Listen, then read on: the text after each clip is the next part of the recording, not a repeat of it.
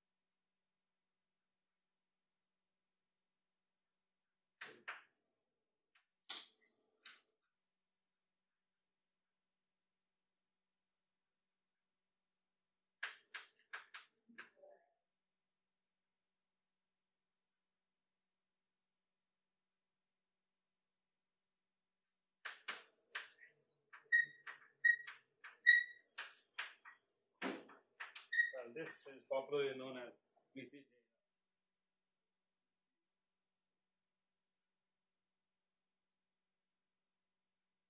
Okay, this is a very popular algorithm. And,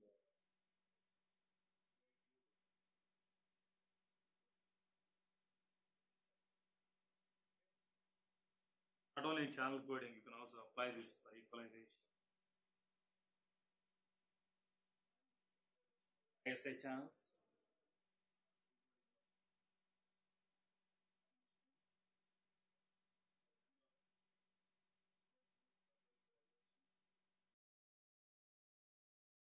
Okay.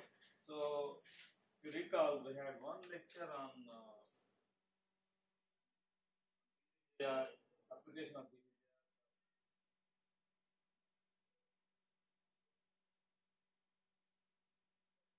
map decoding. Okay. What we will do today is discuss BCJR in its original form. It's quite similar to what we discussed.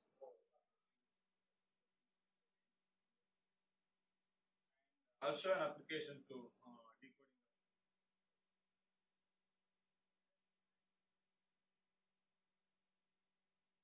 If you're familiar with convolution code,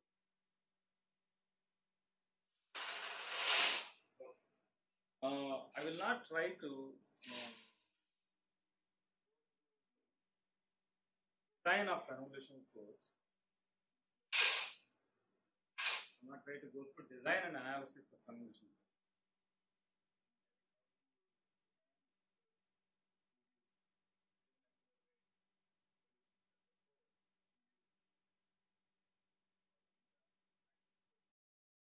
I'm going to address that part of it. But we will consider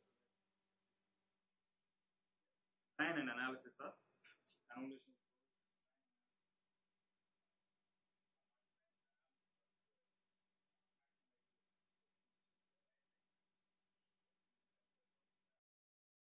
First, what we will deal with is how to apply map decoding.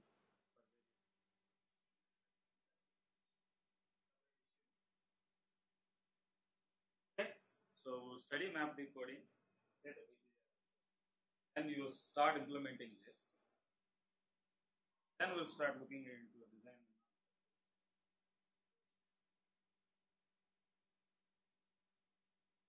What we will do is I will describe the encoder for a convolutional code diagram, okay, and we'll describe the map BCJR algorithm.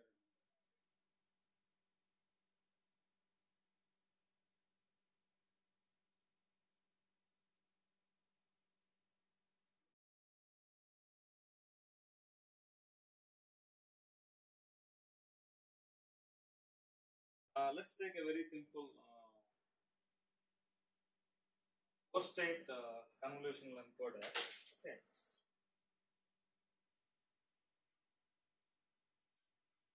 Binary state half convolution code.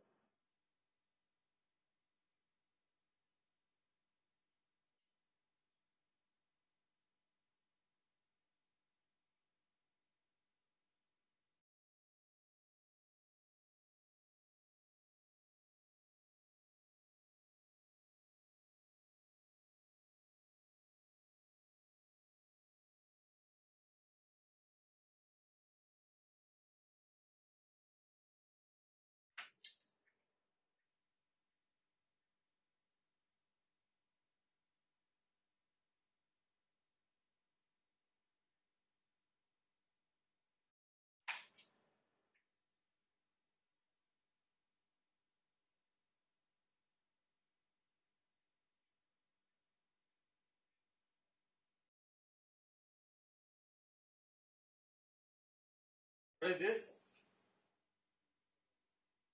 Delay element. Okay. Symbol comes in the delay or shift register. It creates. Okay. So what appears here? Okay. Delayed by 1 unit.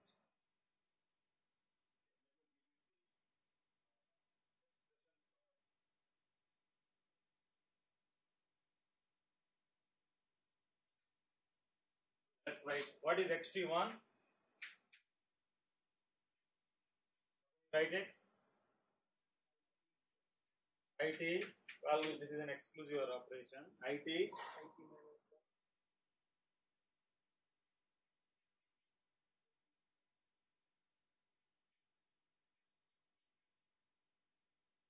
T2.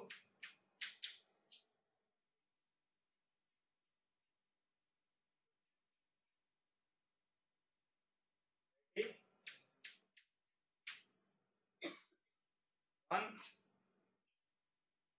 Every one input bit, you observe two output bits in this case. It's a binary conventional code. The rate of this code is number of input bits divided by number of output bits. Give a block of bits. Output bits will be twice in size because we are collecting two outputs.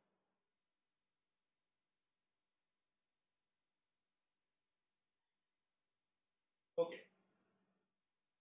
State of this encoder ST. State of this encoder ST. In particular case,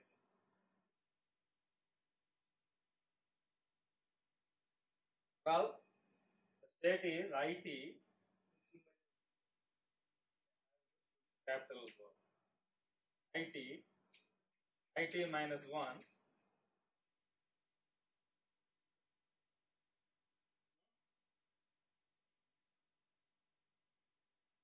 what is the memory here? States are possible. IT current symbol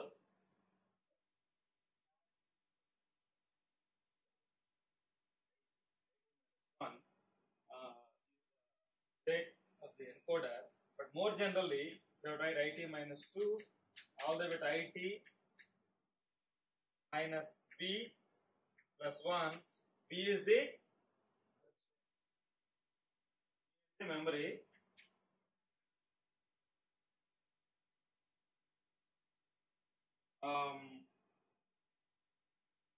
Okay, or the length of the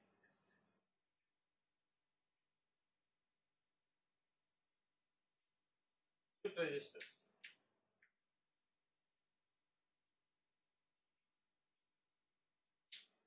Okay, and when we draw the trellis diagram, it becomes a little more clear.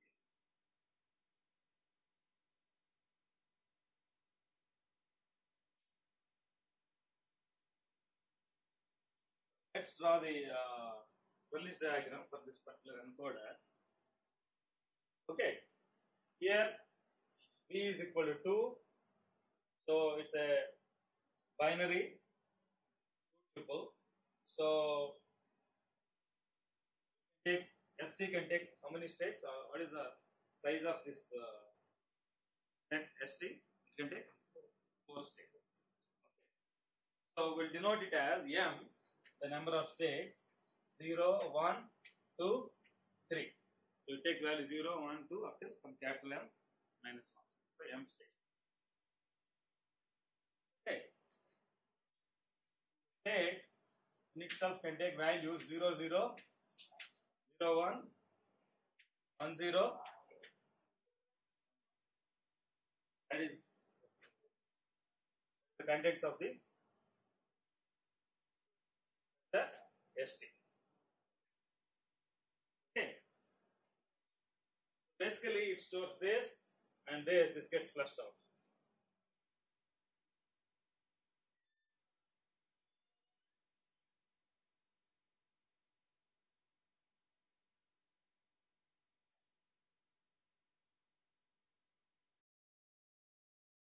Okay, so the shift register stores IT,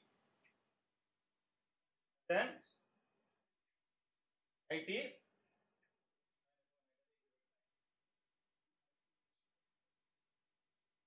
Well, at this point, it gets IT minus 2, it stores, and then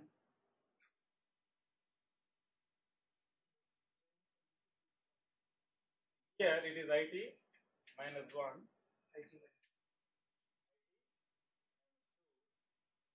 Vector, the state is,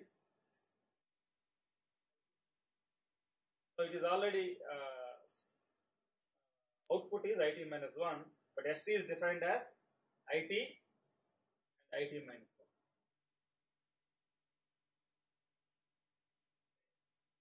1. Current state. When input bit comes.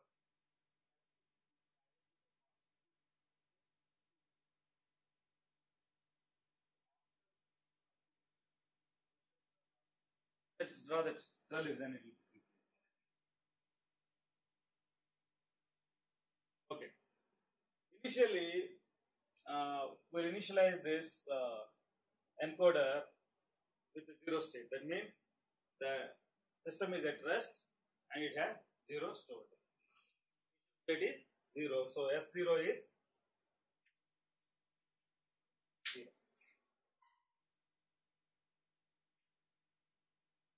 Now 0 sequence. Okay. So at t equal to 0, the system is at rest. Okay.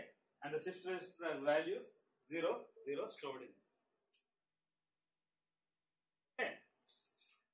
Now, equal to 1, I'll just put here 1. That denotes t equal to 1.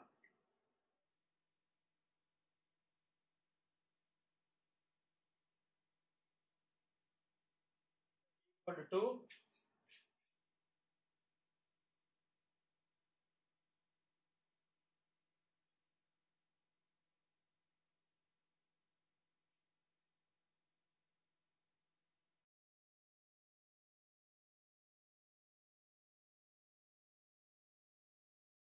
If the input bit IT, okay, at t equal to 1, if I1 is 0, okay, if I1 is 0, the next state would be I1, I0, it remains 0, 0. Next state remains 0, 0 if the input is I1 is 0. And the output is again 0, 0.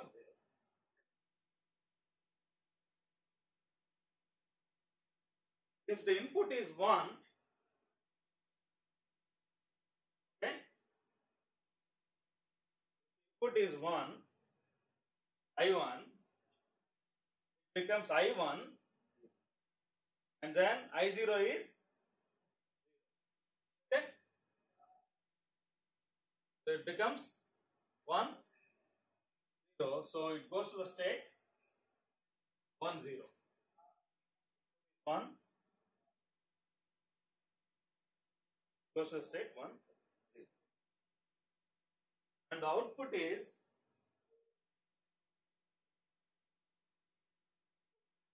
you have a 1 coming here, obviously it will be 1, 1. Okay.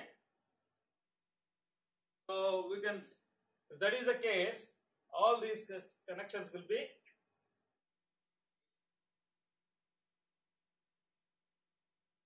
same, right? Same principle applies.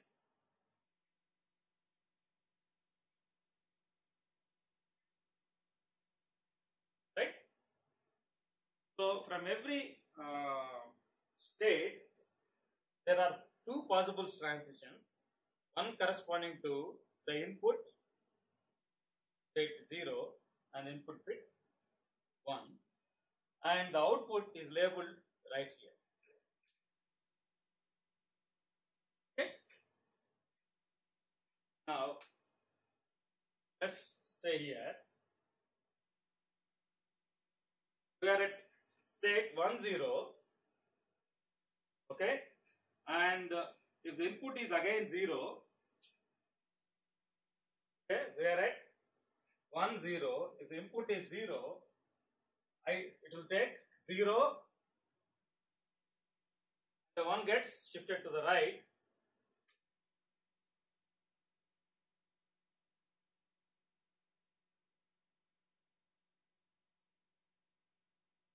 Come.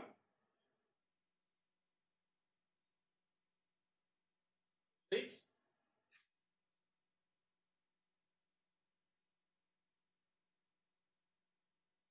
So 1. So we are at 1 0. The input is 0. The next state would be 0, and then this one will shift. Okay. So the corresponding output is 1 0. The input is 1. The next state would be 1. The current symbol 1, and then this gets shifted to the here. That would be 1 1, and the output is 0 1. Okay.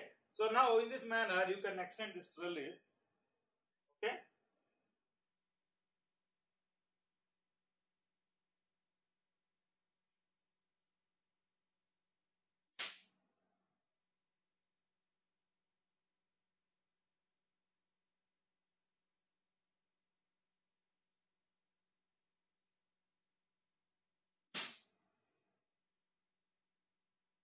We can go on indefinitely. Okay, but what we will do is the input sequence. For the input sequence, the block of bits, right, starts at some time and it ends at some other time. In the end, we will append V zeros so that the trellis terminates at an all zero state. Okay. But it has its own. So basically, the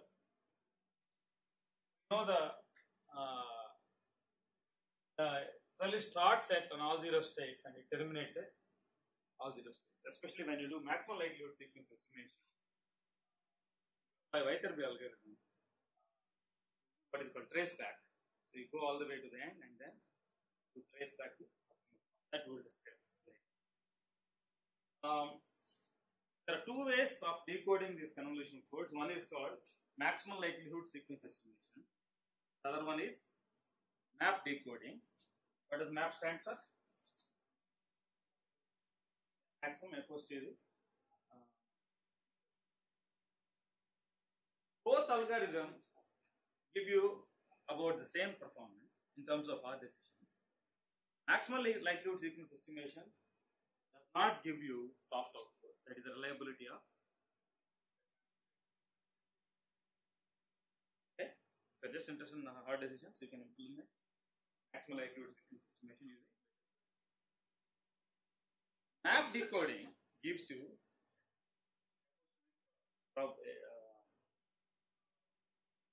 probabilities of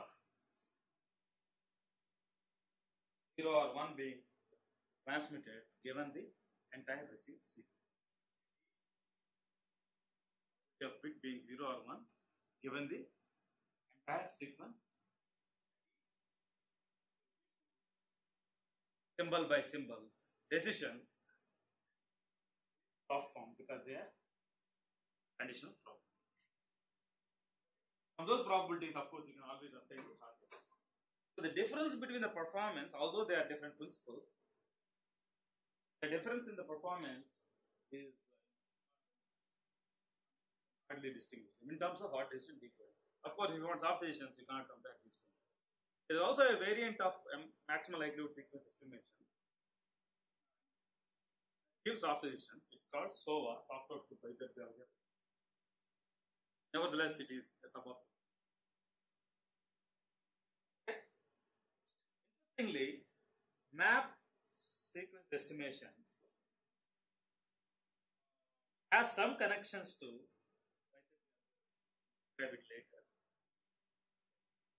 Make certain approximation.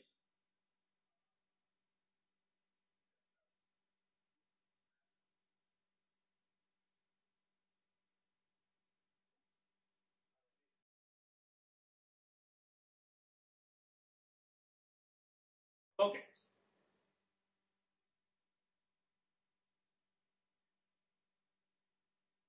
Fine now.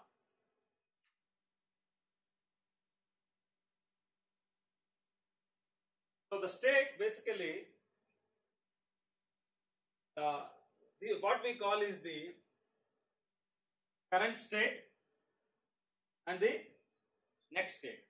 Next state is determined by a current symbol that is causing the transition and the previous V minus 1 symbols, in this case V minus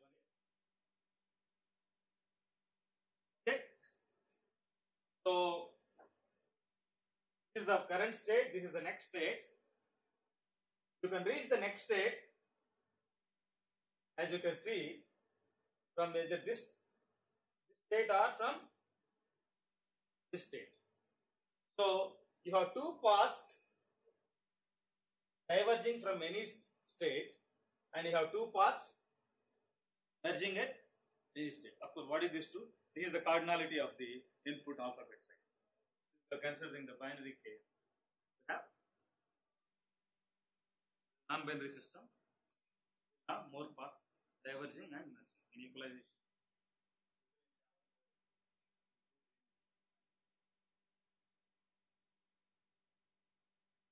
Okay, so two paths diverging and two paths merging at each.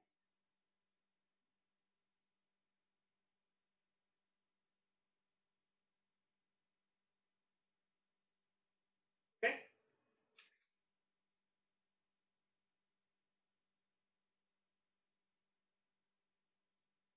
Now we are ready to establish map algorithm.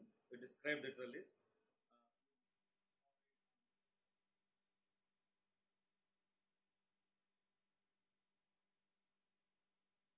What is our goal, by the way, in this map estimation? What we will do now is come up with an algorithm that estimates the probabilities of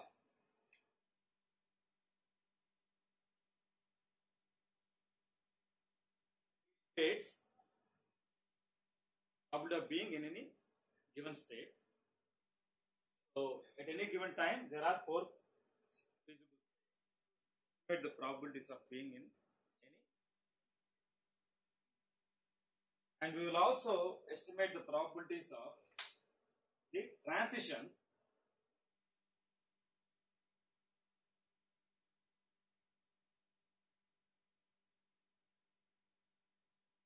where in a given current state, estimate the probability of reaching from given current state to the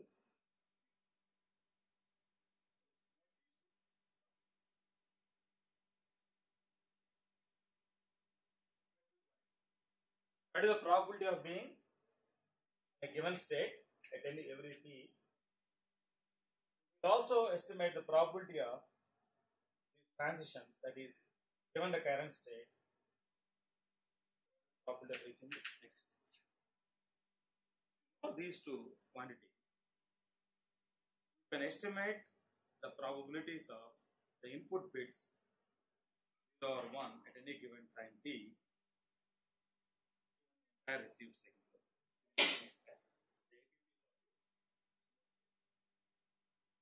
Also, if you are interested, you can estimate the probabilities of the channel bits, that is the coded bits.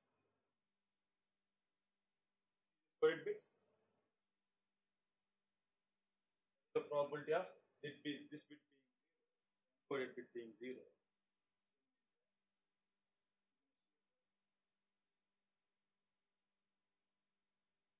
But in different applications, of course, they are generally interested in the estimating the probability of source bits. Applications like turbo codes, also interested in the probabilities of these.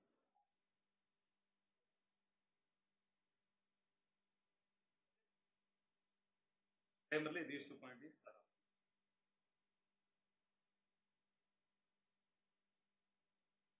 Okay, that's what we'll do. Okay, so it appears a little cumbersome, but if you carefully go through it, the main technique that involves here is application of Bayes rules many times. Okay.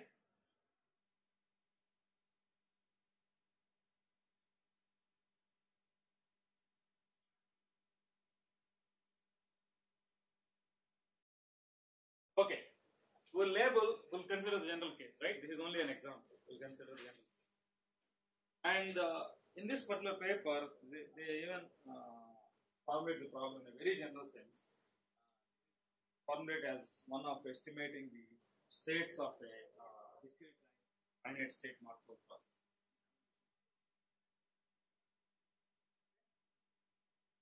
Source is assumed to be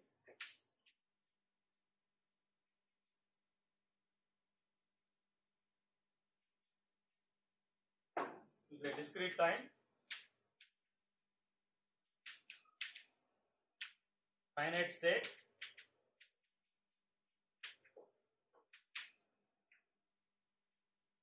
Markov process. See the implications.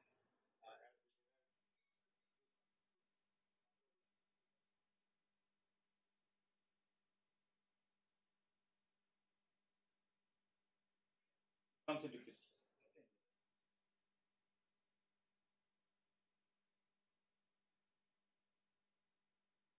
That in the current state,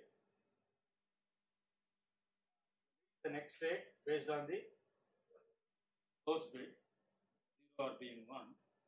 Okay. Also see that the events subsequent to a given time t are not influenced by whatever that has been received.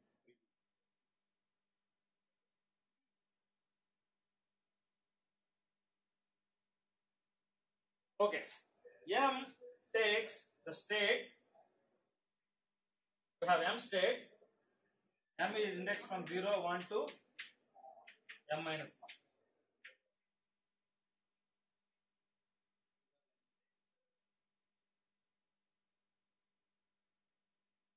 1. Okay.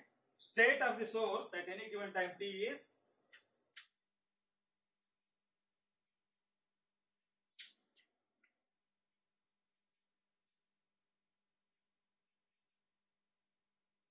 ST.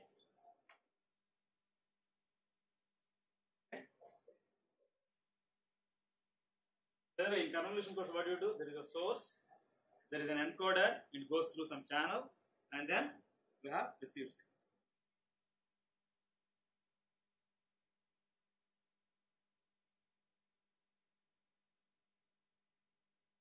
What is the output of the source? The output of the source, in this case, xt1, xt2, this a sequence composed of xt1, xt2. The output is denoted by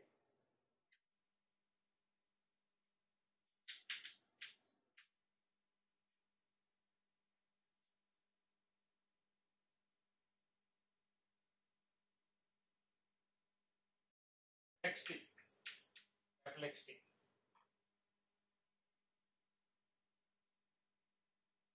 Okay?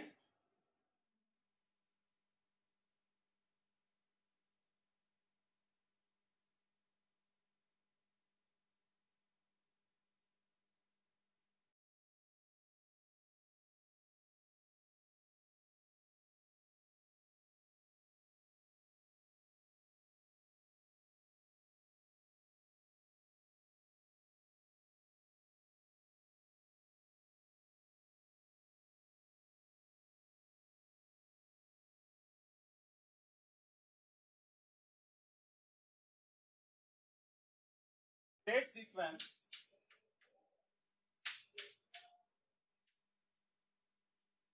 extending from time t to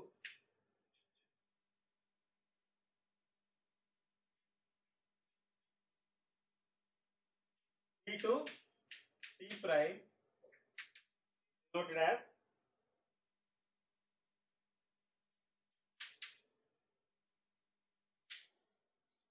S t to t prime.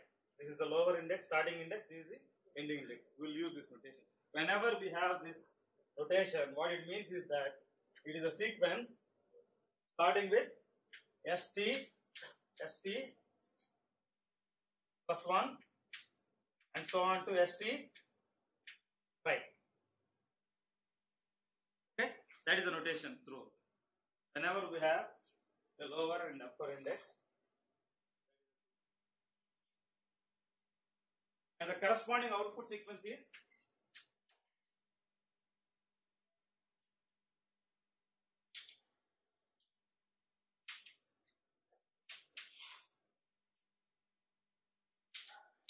x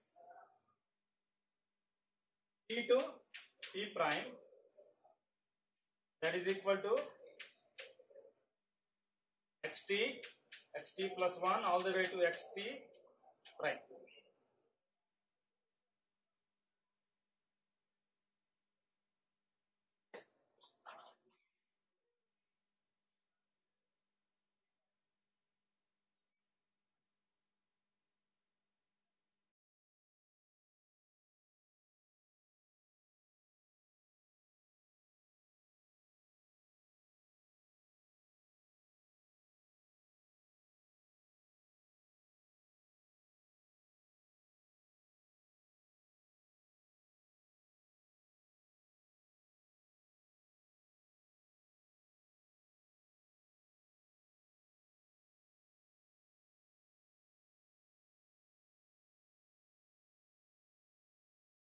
Now the state transitions.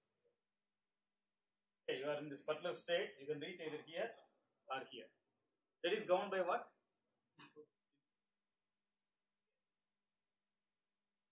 State transitions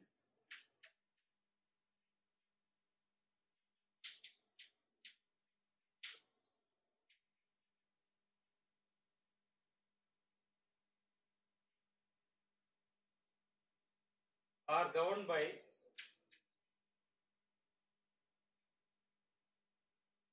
the transition probabilities.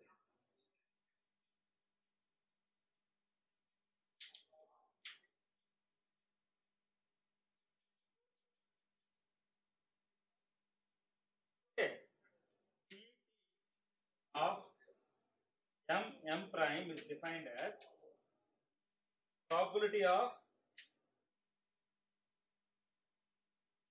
state st equal to m given the previous state st minus 1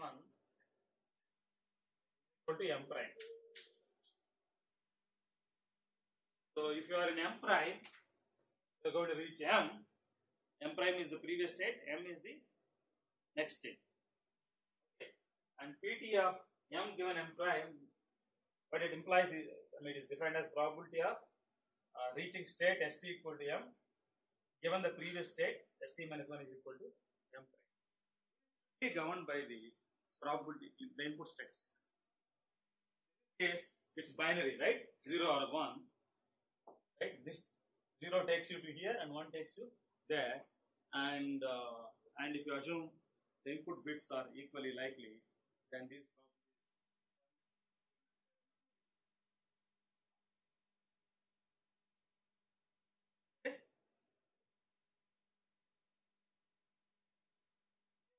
probability of reaching either here or here is reaching here and here is equally.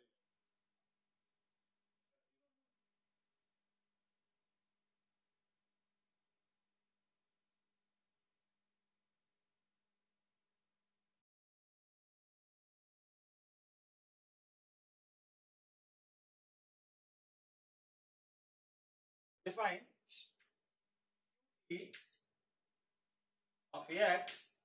X is one of these coded bits. In this case, either 0 or 1. In this particular, you can have many levels. Output Qt of x given m prime comma m is defined as probability of xt is equal to x. Xt is the coded bit at time t. Coded bit at time t. I mean, of course, I'm kind of assuming here a binary convolution code. Call it a symbol. Xt taking a value x could be 0 or 1 in this case, given st minus 1 is equal to m prime and st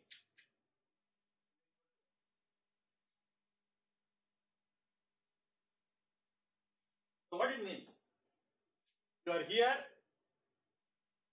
let us say these pairs are well defined, st m prime and m are given, and what is the probability of this coded bit being 0 or 1 in this position. But in this case there are two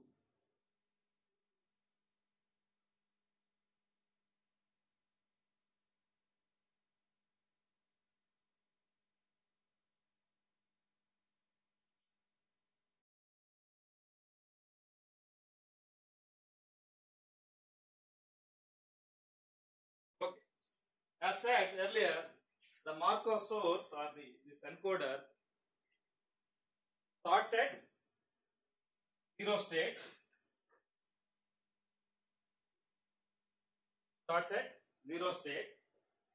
and it's going to terminate at 0 state. So S0 is x0, okay, it's a 0, it's a null vector. And it produces an output sequence.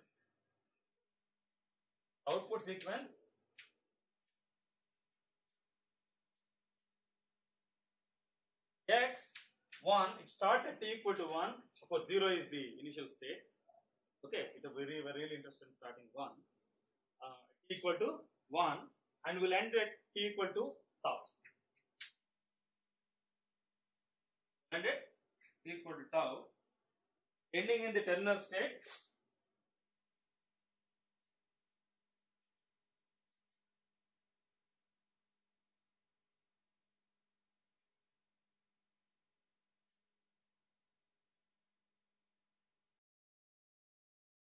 Terminal state S tau, of course, tau is the, we start at t equal to 0 and will end at equal to tau. This is S tau. S tau will be 0 because we are going to append v minus 1 zeros. Well, in this convolution, in the case of convolution code, but it's presumed that it ends at S tau equal to 0. We are going to ensure.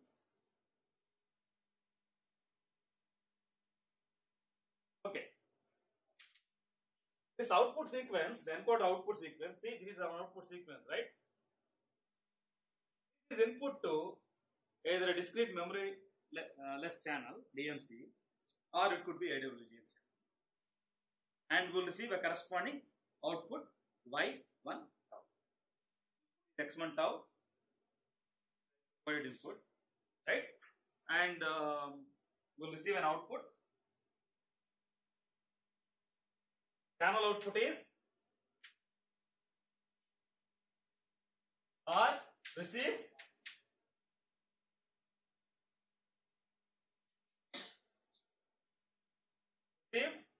symbols. For signals are symbols. They are denoted as Y1 tau, that is equal to Y1, Y2 all the way to Y tau. Y's correspond to the axis.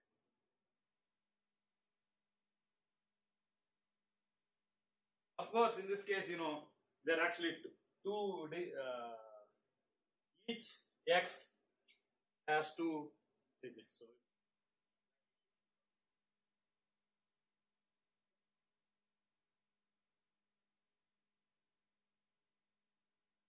Okay. The probability of y1 tau, of course this is a sequence, right? Given x1 tau is equal to, well, this is memoryless, right? The channel is memoryless. Therefore, it's the product of probability of y1 given x1 or yi given yj given xj, j equal to 1 to. You agree with that? And if it is AWGN, we know this property, right? Property of yj given xj is what? Yj equal to xj plus noise nj, noise having Gaussian distribution. Property of yj given xj is, it has Gaussian density. Right? That is equal to e raised to minus yj yj minus xj whole square by 2 sigma square and all that stuff. Okay, but I am not going to assume any distribution. It could be an orbit. If it is a discrete memoryless channel, this is basically going to be governed by the transition properties of the channel. Yes, this is going to be dictated by the transition properties of the channel. So we'll leave it like that.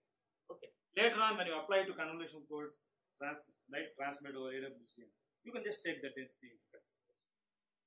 Timing will leave it like that. But this is known though, and since the channel is memoryless, it's a product. This you must have seen. What is the objective of the decoder? The notation is set. The objective of the decoder, it's going to observe y starting from 1 to tau, y1, y2, y tau. It will receive the entire sequence. It will observe the entire received sequence, and it has to estimate the APPs of the states and the transitions. Once you have that, then it can give you the APPs of the source bits of the. We'll explain how to convert them. Okay. What is an APP?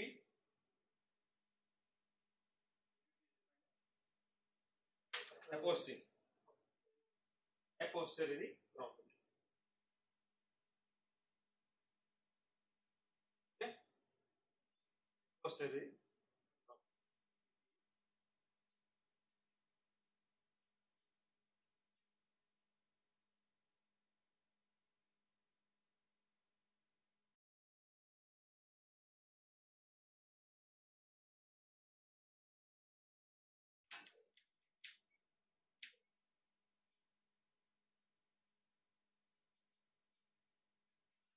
We want the APPs of the source bits and the code bits.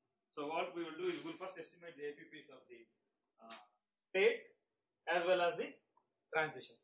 If you know the APPs of the states and the transition, everything else can be estimated. Anything that is a function. Now you can see that why is so. If you are in this particular state and if you are going to be in the next state, if you know this APP of this transition. Likewise, if you know the APPs of all the transitions at time t. Well, if you want to estimate the APP of this particular channel bit, all you have to do is observe all these APPs of the transitions, okay, and sum over the APPs which contain digit being 0. That gives you the probability of this digit being 0. Okay. Similarly, if you want the APP of the source bit 0, all you have to do is consider all the paths that diverge from this state corresponding to the bit 0, sum over those APPs. Then you get the probability of.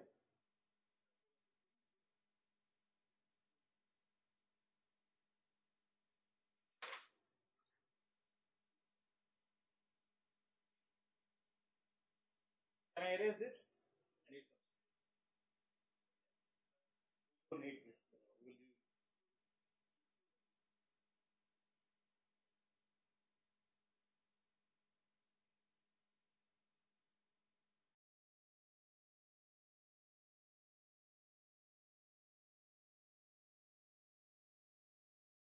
The objective is to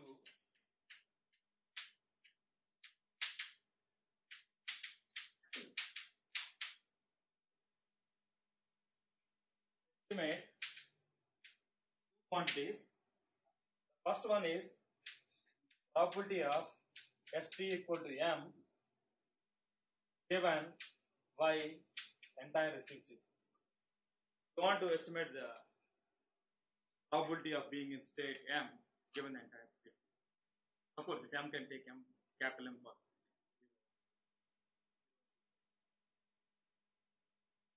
That can be written as probability of st equal to m by 1 to tau given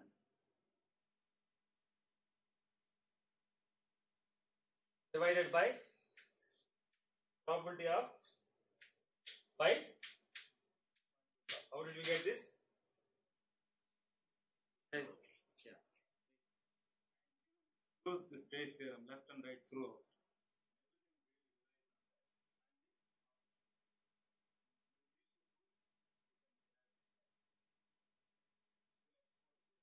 In this.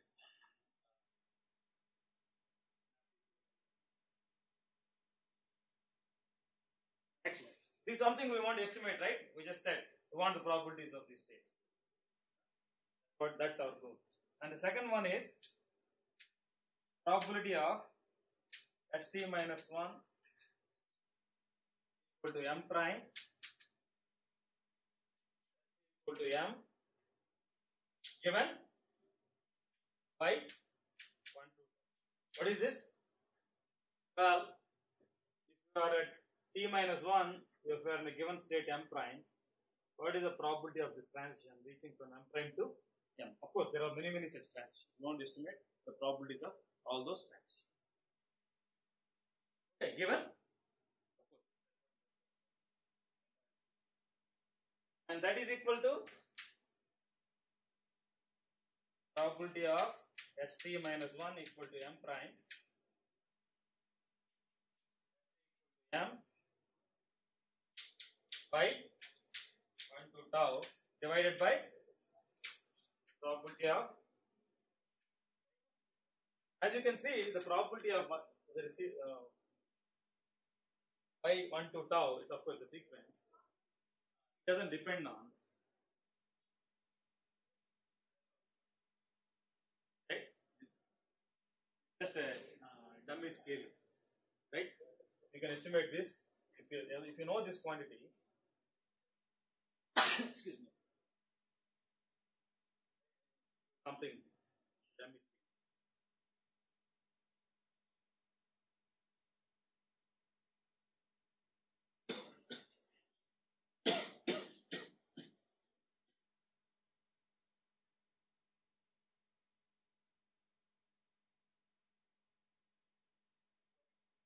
So what we will do is, in fact, in the algorithm that we are going to derive, we will estimate these quantities rather than these quantities. And like I said, this is just a scale. In fact, that scaling can be automatically obtained by summing all the properties.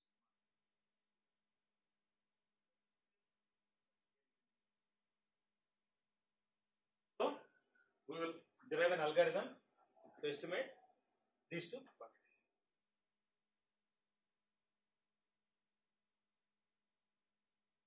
Okay. So what we will do is, we will denote this quantity in the numerator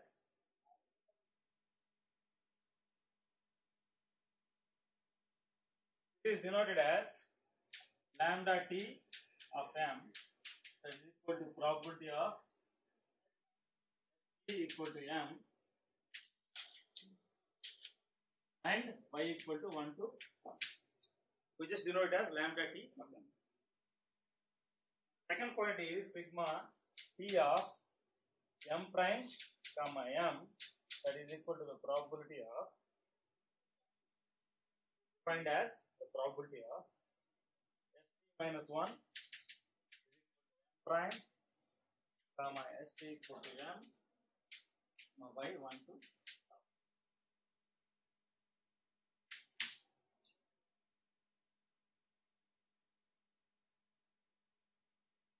joint property.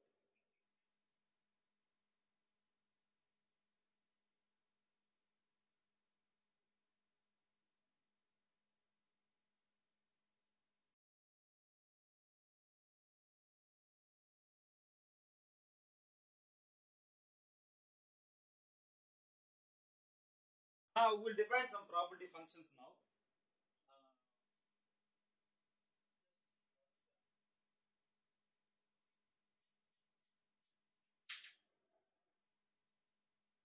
Define alpha t of m. You see these alpha t's and beta t's in the recursions. Probability of st equal to m and y 1 to t. What is the difference between these two? It goes from 1 to tau. It's a full sequence, but this is only observed up till the current time t. T is always the current time t.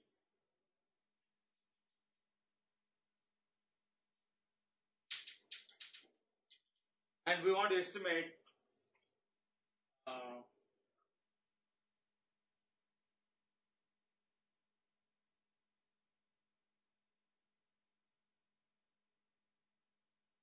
we'll see. Okay. Alpha t of m and probability of st equal to m, being in the state st equal to m,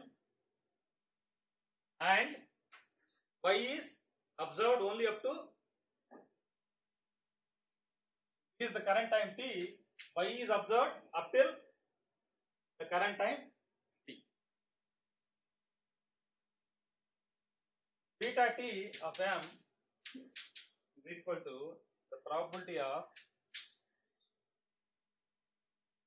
y of t plus 1 to tau given st equal to m.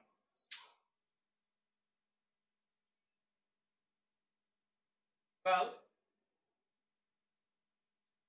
you are at this state, you observe the entire received sequence up till here, and the probability of st equal to m and y1 to t defined as alpha of t, and the beta of t is defined as probability of the probability of the received sequence by t plus 1 to until the end, given you are in the state st equal to m. So, but as you can see, the full sequence is covered 1 to t, t plus 1 to tau. Okay?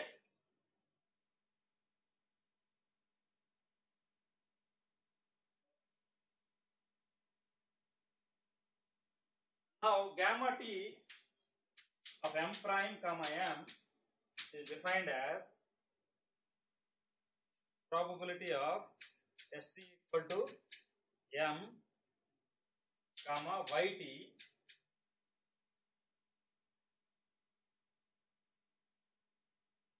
given t minus 1 is equal to m prime. Okay, I want you to note that, maybe I'll call this small yt, because it gets, we don't want to mix this with this. Small yt is basically in this vector the component at t equal to t, the received signal. Okay, that's scalar. That's what I want you to realize. That is the received. Well, I don't want to call it a scalar because there might be two coded bits in it. So I'll just call it yt. The fact that you have only one index denotes that it's a component at t. Okay, if you have two indices, it's composed of elements correspond to t1 and t2. Not scalar.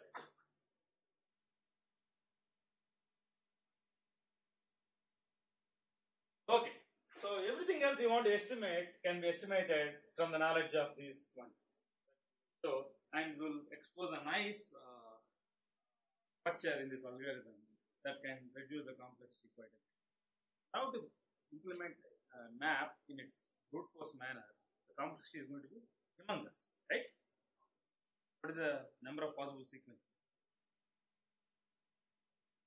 M sequence, okay, it's 2 raised to. Approach, how complexity is very big. So trying to come up with a reduced complexity algorithm to a brute force. That's what Weighted algorithm does, right? Okay.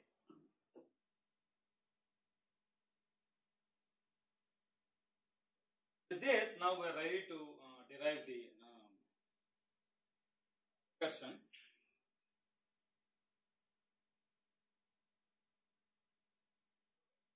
Lambda T of M defined as probability of ST is equal to M given by 1 to tau. That we will decompose as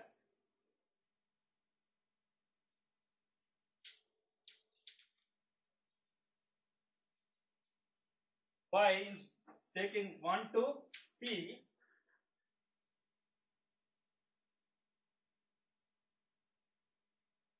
multiplied by probability of by T plus 1 to tau given ST equal to M by 1 to. How do we get this? Well, we'll take this entire sequence, we'll break this into a sequence 1 to T, okay, and then T plus 1 to tau, and then applies base rule. Right?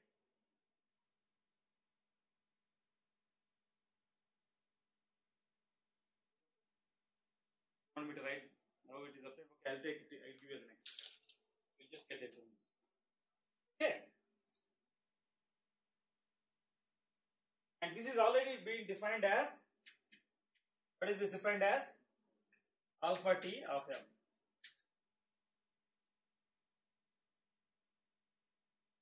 And the second quantity simplifies to probability of y T plus 1 to tau given ST equal to M.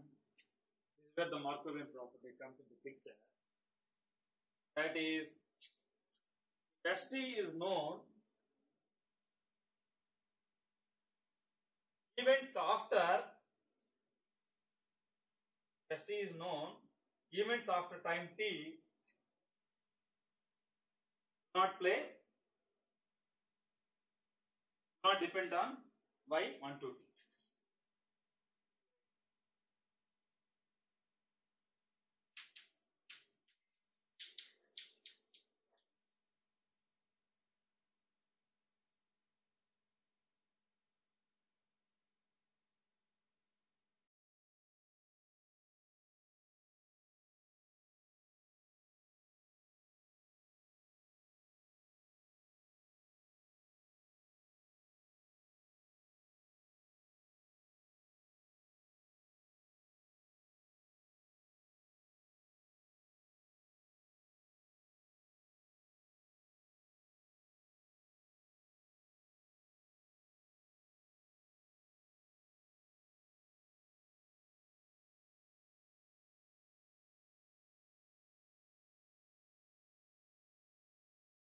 If you're interested in the probability of y T plus 1 given tau given ST equal to M.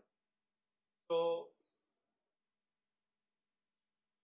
these are the events after time T plus 1 to tau, and they do not depend on y1 to T, it's memoryless.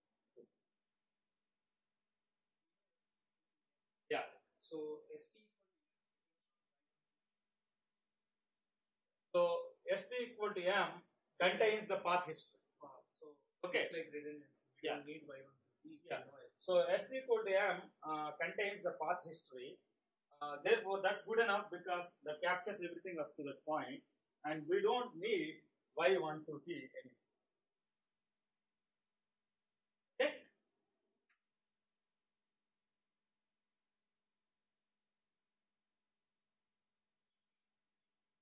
The key step.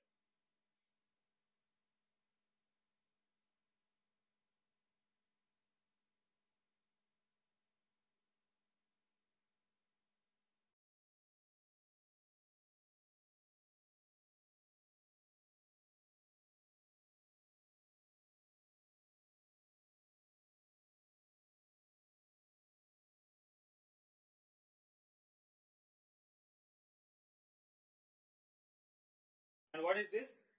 This is already defined as lambda t of m is the product of alpha t of m. Lambda t of m is alpha t of m and beta t of m.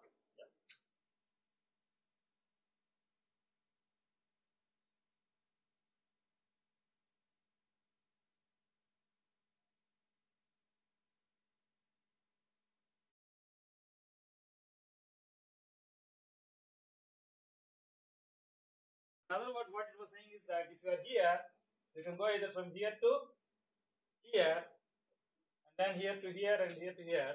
So all these events, okay,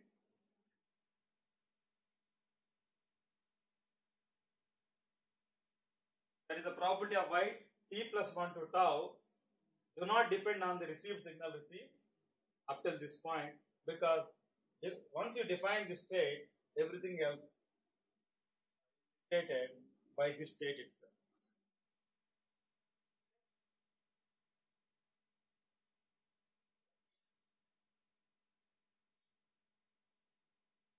Okay, now let's look at this quantity.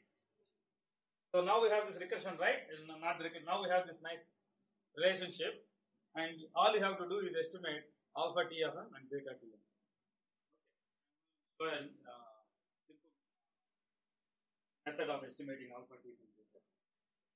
Now sigma t m prime comma m equal to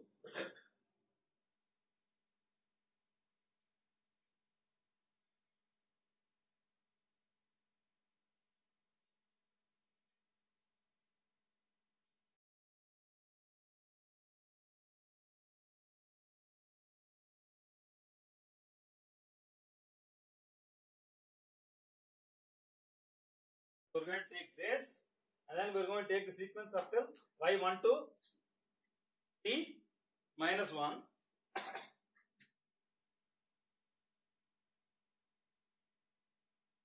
And we're going to apply Bayes rule.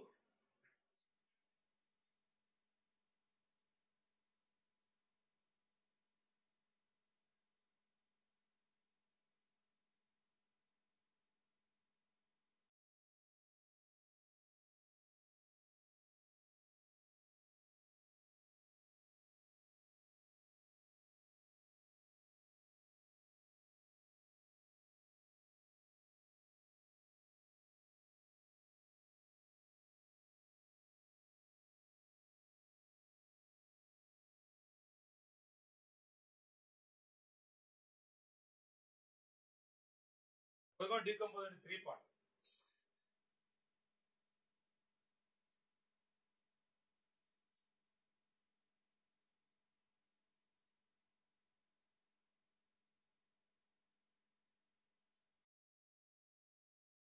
Okay, so you have to carefully apply Bayes rule. Okay, we'll start with this. Okay, we'll take st minus 1 equal to m, and then we'll take y1 to t minus 1. We'll break this. Okay, and then we'll apply this this chain rule several times. That is multiplied by the property of st equal to m, finds as it is, given comma yt. So we're going to break this into y1 to t minus 1, yt, and then y1 to t minus 1, yt, and then t plus 1 to tau. So basically we want the current received signal, current yt, and the past and the future. There are 3 terms basically. So that's what we'll break this into, and then we'll apply Bayes rule to come up with st equal to m comma yt, given st minus 1 equal to m prime, right? M prime here.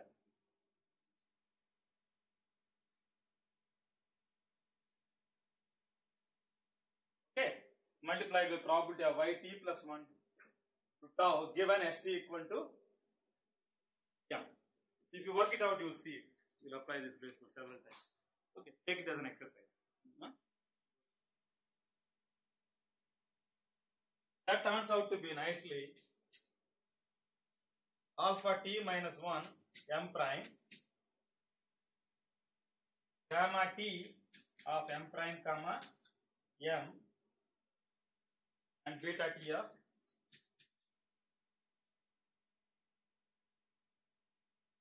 for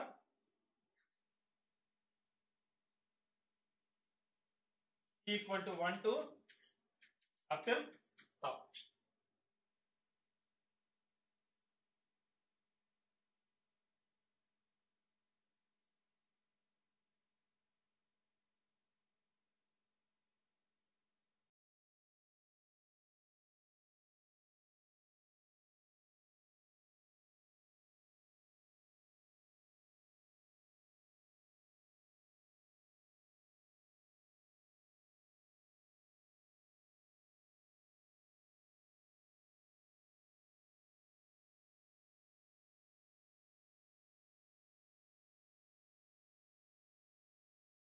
What is that we are trying to do here?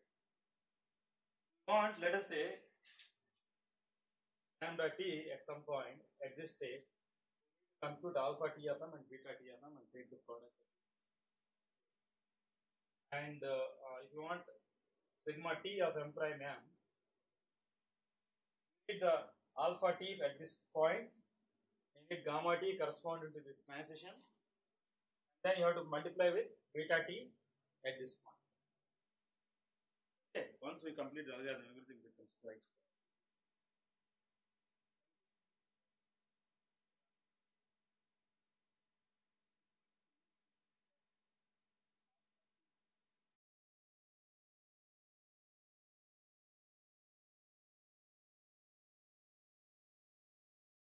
Want to estimate the probability APPs of the coded bits.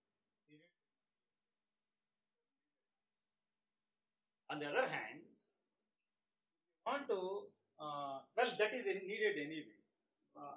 On the other hand, if you want to estimate the probabilities of the source bits, remember that the source is already contained in either the definition of the state in this particular case, or source is going to give you the transitions, right? Either 0 or 1. Okay. So, in that case, if you want the proper convolutional codes, in this particular case, the source is contained in this state. If you know all the states that contain that bit 0 position, you can sum over the probabilities of those states, contain a 0, and that gives you the other applications like ISI channels. I'll give you an example.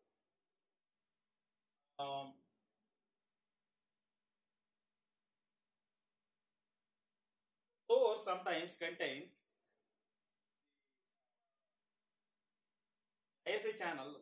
The state is defined by the path history. The path history is nothing but the transmitted. Okay. So sometimes you know the probabilities of these states. From the states, you can compute the probabilities of the APPs of the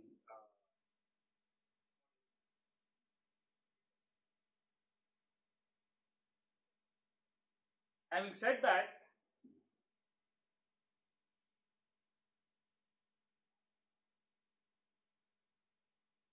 they need all three quantities: alpha t, beta t, and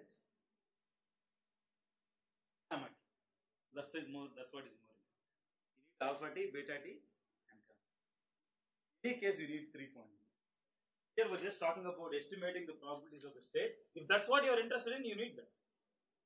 If you're not interested in that, then you just work with this. That's all. You need either. Bottom line is you need alpha t, beta t, and terms of gamma t in some applications is included. If you do max log approximation, it is related to the.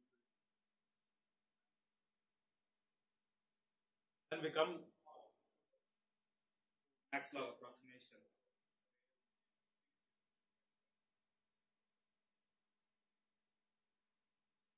Shall we stop here and continue in the next class?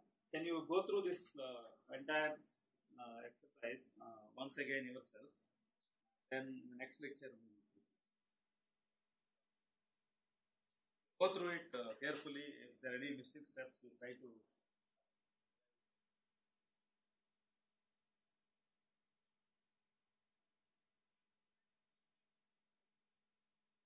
Okay, once this algorithm is taught, you should be ready to implement it. Okay.